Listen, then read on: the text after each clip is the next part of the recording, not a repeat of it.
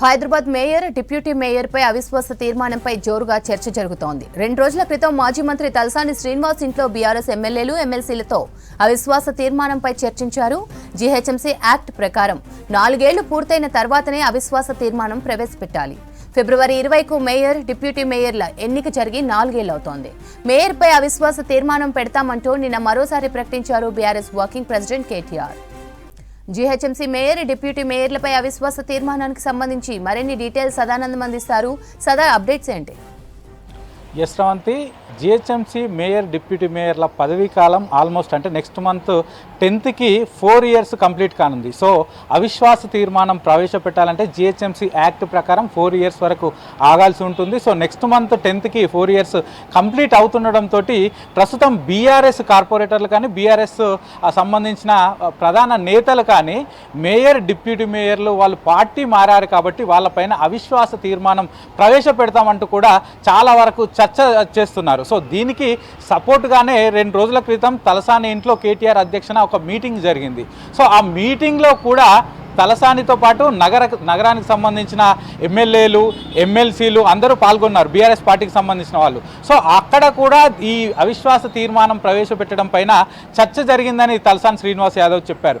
ఆ తర్వాత నిన్న మంచిర్యాలలో జరిగిన మీటింగ్లో కేటీఆర్ కూడా చెప్పారు. సో మేయర్ పైన మేము అవిశ్వాస తీర్మానం పెట్టడానికి ప్లాన్ చేస్తున్నాం, దానిపైన డిస్కషన్ కూడా జరుగుతుందంటూ కేటీఆర్ మళ్ళీ చెప్పారు. సో దీంతో అంటే బీఆర్ఎస్ వాళ్ళు ఇటు కార్పొరేటర్లు కానీ, ఉన్నత నేతలు కానీ వాళ్ళు ప్రకటించడంతో అసలు నిజంగానే అవిశ్వాస తీర్మానం ప్రవేశపెడతారా, ప్రవేశపెడితే ఎలా ఉంటుంది, ఎంతమంది సభ్యుల బలం కావాల్సింది అనే దానిపైన అయితే ప్రస్తుతానికి జోరుగా చర్చ జరుగుతుంది. సో యాక్చువల్గా జిహెచ్ఎంసీ యాక్ట్ ప్రకారం మొత్తం జిహెచ్ఎంసీ మేయర్ అయినా, డిప్యూటీ మేయర్ అయినా 4 ఇయర్స్ కంప్లీట్ అయిపోయిన తర్వాత అప్పుడు అవిశ్వాస తీర్మానం పెట్టడానికి ఛాన్స్ ఉంటుంది. సో నెక్స్ట్ మంత్ 10కు 4 ఇయర్స్ కంప్లీట్ అవుతుంది కాబట్టి ఆ తర్వాత వాళ్ళు పెట్టుకునే ఛాన్స్ ఉంటుంది. సో ముందుగా అవిశ్వాస తీర్మానం ప్రవేశపెట్టాలంటే మొత్తం సభ్యుల్లో 50% ఆఫ్ ద మెంబర్స్ అంటే 1/2 మెజారిటీ తోటి వాళ్ళు తీర్మానం ప్రవేశపెట్టడానికి ముందుగా హైదరాబాద్ కలెక్టర్తో పాటు జిహెచ్ఎంసీ కమిషనర్కి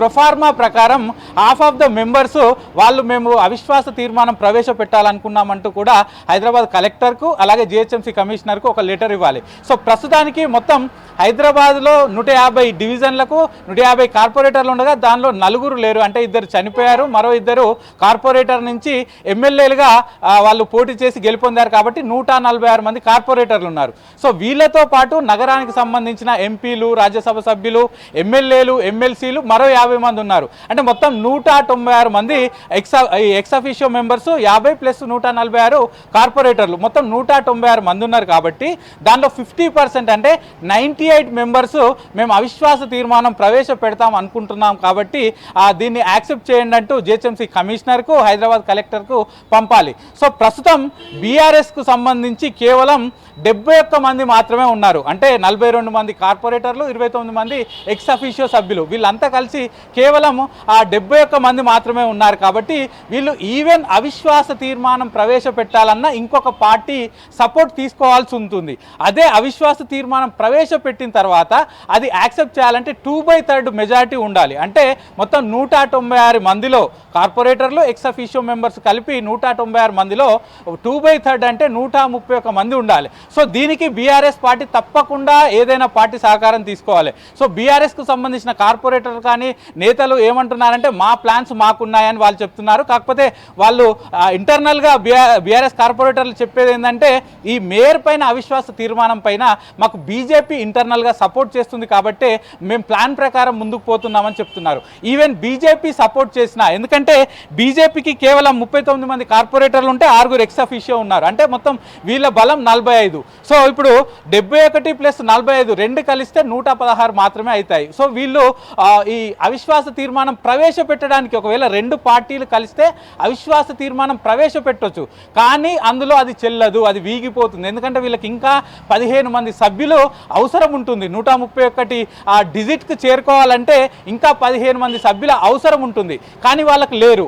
ఇటు మరోవైపు ఎంఐఎంకు సంబంధించిన వాళ్ళు సపోర్ట్ చేస్తారా అనే అంశం పైన కూడా ఇటు ప్రస్తుతానికి చర్చ జరుగుతుంది. ఎందుకంటే ఎంఐఎం గతంలో బీఆర్ఎస్ పార్టీ తోటి అనువుగా ఉంది, వాళ్ళతోటి సపోర్టెడ్గా ఉంది. కానీ రీసెంట్గా ఇటు కాంగ్రెస్ అధికారంలోకి వచ్చిన తర్వాత రీసెంట్గా హైదరాబాద్లో జరుగుతున్న ప్రాజెక్టులు కానీ వీటన్నిటిని చూసి ఇప్పుడు ప్రస్తుతానికి కాంగ్రెస్ పార్టీ తోటి ఎంఐఎం అనేది కలిసిపోతుంది. రీసెంట్గా zoo park Aramghar flyover start చేసినప్పుడు కూడా ఇనాగ్రేషన్ టైంలో ఇటు రేవంత్ రెడ్డి, అసదుద్దీన్ ఓవైసీ, అక్బరుద్దీన్ ఓవైసీ కూడా మేము మీతో ఉంటాం, మాతో మీరు ఉండండి అన్నట్టుగానే మాట్లాడారు. డైరెక్ట్గా స్టేజ్ మీదుగా ఓపెన్గా మాట్లాడారు. హైదరాబాద్ అభివృద్ధి కోసం మేము మీకు సపోర్ట్ చేస్తాం, కాంగ్రెస్ పార్టీ వెంట ఉంటాం, ప్రభుత్వం వెంట ఉంటామని అసదుద్దీన్ ఓవైసీ, అక్బరుద్దీన్ ఓవైసీ ఓపెన్గా చెప్పారు. కాబట్టి ప్రస్తుతానికి వీళ్ళు ఇటు బీఆర్ఎస్కు సపోర్ట్ చేయకపోవచ్చు అనే వాదనలు చాలా వరకు వినిపిస్తున్నాయి. రాజకీయ విశ్లేషకులు కూడా అదే చెప్తున్నారు. ఇంకొకటి ఏంటంటే బీజేపీ కనుక బీఆర్ఎస్కు సపోర్ట్ చేస్తే ఎంఐఎం సపోర్ట్ చేయకపోవచ్చు. ఎందుకంటే ఇటు ఎంఐఎం కానీ బీజేపీ రెండు రాజకీయ పరంగా పక్కా విరుద్ధంగా ఉంటాయి. కాబట్టి బీజేపీ సపోర్ట్ చేసిందంటే ఎంఐఎం చేయకపోవచ్చు. కాబట్టి ఈ మూడు పార్టీలు కలిస్తే తప్ప అవిశ్వాస తీర్మానం ఇటు వచ్చే పరిస్థితి లేదు. కాకపోతే వీళ్ళకు కేవలం 116 మెంబర్సే ఉన్నారు బీజేపీ బీఆర్ఎస్ కలిసినా. కాబట్టి నాకు ఎలాంటి ఇబ్బంది లేదంటూ కూడా మేయర్, డిప్యూటీ మేయర్ వాళ్ళు చాలా వరకు ధీమాతో ఉన్నారు. కానీ ఇక్కడ బీఆర్ఎస్కు సంబంధించిన ప్లాన్ ఏంటంటే ఇటు బీఆర్ఎస్ తోటి అధికారంలోకి వచ్చినప్పుడు ఆమె మేయర్గా, డిప్యూటీ మేయర్గా ఎన్నికయ్యారు. సో ఆల్మోస్ట్ 4 ఇయర్స్ పాటు ఉన్నారు.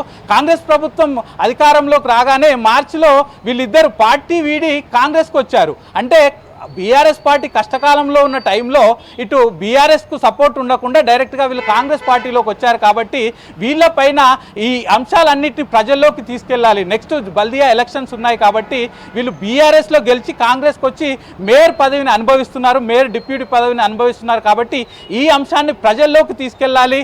రాజకీయ వర్గాల్లో చర్చ తీసుకురావడానికే ప్రస్తుతానికి అవిశ్వాస తీర్మానం అనే టాపిక్ను బయటికి తీసుకొచ్చినట్లయితే రాజకీయ విశ్లేషకులు అయితే ప్రస్తుతం చెప్తున్నారు. Sravanthi. Right, Sudha, thanks for the updates.